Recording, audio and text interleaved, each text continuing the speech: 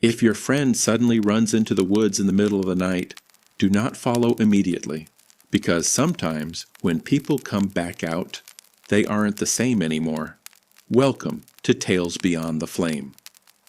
In January of 2019, 4 friends rented a cabin deep in the Victorian Alpine region for a weekend hiking trip before the heavy winter storms rolled in. The group had known each other for years. Ethan was the loud one, always joking, always filming things on his phone.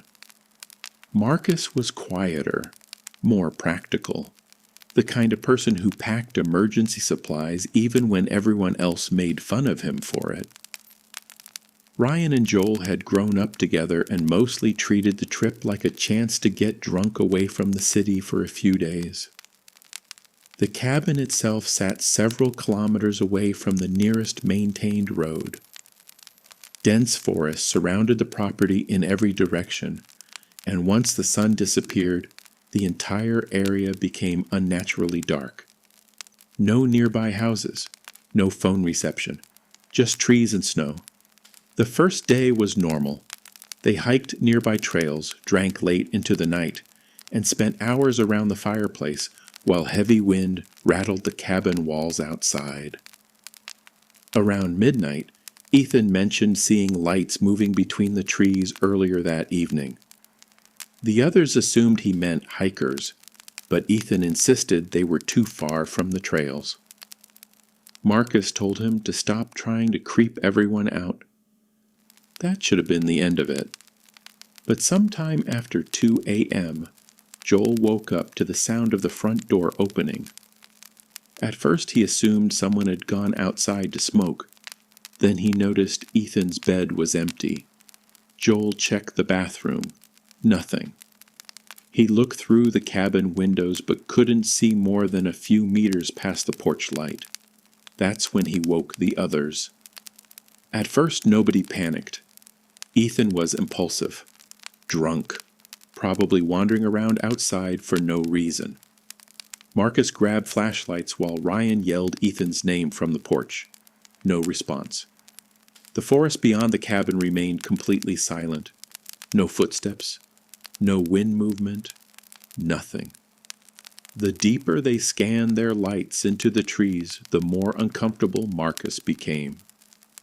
Snow should have reflected movement easily, but the darkness between the trees seemed unusually dense, almost swallowing the flashlight beams before they reached very far. Then Ryan spotted footprints, bare footprints, leading away from the cabin. Everyone immediately went quiet.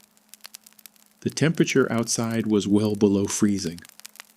There was no reason Ethan would be walking barefoot through snow in the middle of the night. Marcus wanted to wait until sunrise. Ryan refused, so the 3 of them followed the tracks into the woods. At first the footprints looked normal, uneven from cold ground and half-frozen snow. But after several minutes, Joel noticed something strange.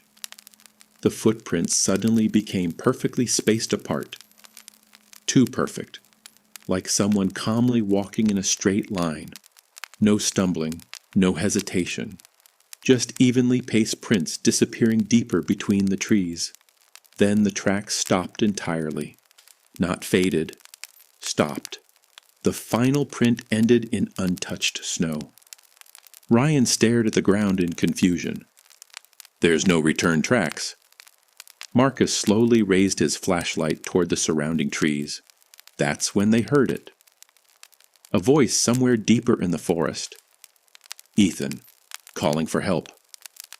But something about it immediately felt wrong.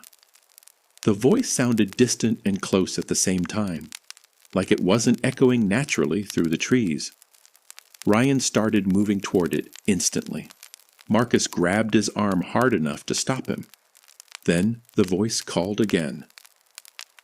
"Guys," Joel later admitted the second call terrified him more than the first, because Ethan sounded calm, not scared, almost emotionless. And after the voice stopped, the forest became silent again.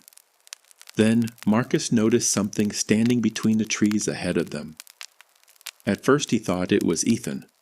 Tall shape, dark clothing, motionless. But when Ryan lifted his flashlight properly toward it, the figure stepped behind a tree instantly. Far too fast. The three of them stood frozen for several seconds, staring into the trees where the figure had disappeared. Ryan shouted Ethan's name again. No answer. Then the voice came back, this time from farther away. "Help me." Joel said it felt wrong hearing it. Not because it sounded unnatural, but because it didn't sound frightened enough. Ethan should have been panicking. He should have been screaming. Instead, his voice sounded flat, controlled. Marcus finally said what none of them wanted to admit. "We need to go back." Ryan refused immediately. That led to an argument right there in the snow, voices shaking while the darkness around them seemed to absorb every sound. Then Joel noticed something beside one of the trees nearby. A jacket. Ethan's jacket. Half buried in snow. Ryan rushed toward it. The moment he picked it up, Marcus swore he heard movement somewhere behind them. Not footsteps. Multiple footsteps, slowly circling through the trees. The group turned their flashlights outward in every direction, but the beams barely penetrated the darkness anymore. Heavy snow had started falling harder, limiting visibility to only a few meters. Then Ethan screamed. Not far away, close. Close enough that Ryan immediately ran toward the sound. Marcus and Joel followed after him through the trees until Ryan suddenly stopped so hard he nearly fell backward. Ethan was lying in the snow ahead of them, face up, completely still. At first Joel genuinely thought he was alive. His eyes were open. His skin looked pale beneath the flashlight beams, but not frozen. Then Marcus reached him first and immediately backed away. Ethan was dead. But what horrified them wasn't just the body, it was the condition of it. His skin looked gray and dry, stretched tightly across his face and hands, like he had been exposed to freezing conditions for weeks. Not hours, weeks. His lips had darkened almost black from frost damage, and his eyes looked clouded over and sunken inward, far beyond what should have been possible overnight. Ryan kept repeating the same sentence over and over. "That's not possible." Marcus checked Ethan's arms for injuries. There were none. No blood. No animal attack. Nothing explaining how he died. Then Joel noticed the footprints around the body. Not one set. Several. Bare footprints surrounding Ethan in a wide circle, all facing toward him. Joel slowly raised his flashlight toward the trees. Shapes stood between them, tall, motionless, too many to count properly through the snowfall. Ryan saw them too. And one of the figures suddenly moved behind a tree, then another. Marcus immediately dragged Ryan backward and shouted for them to run. The three of them sprinted through the forest, barely keeping their footing while footsteps crunched somewhere behind them in the snow. Joel risked one look backward during the run. He later said he couldn't fully tell what he saw, only that there were figures moving between the trees without flashlight beams, without sound, keeping pace with them easily. The group made it back to the cabin and locked every door immediately. None of them slept. Police reached the property after sunrise once weather conditions improved. Search teams recovered Ethan's body less than a kilometer from the cabin. The official cause of death was listed as hypothermia, but one detail disturbed investigators badly. The coroner estimated Ethan's body condition resembled exposure that should have taken far longer than a single winter night.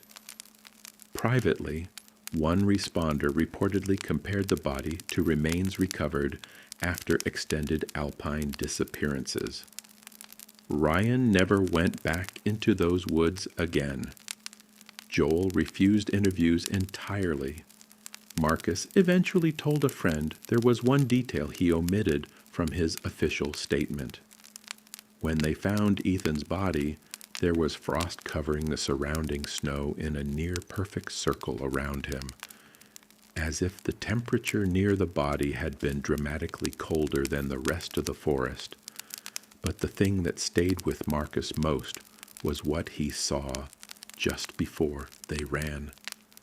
Because one of the figures standing between the trees wasn't facing Ethan's body, it was facing them, watching, as if it had been waiting to see who came looking for him next.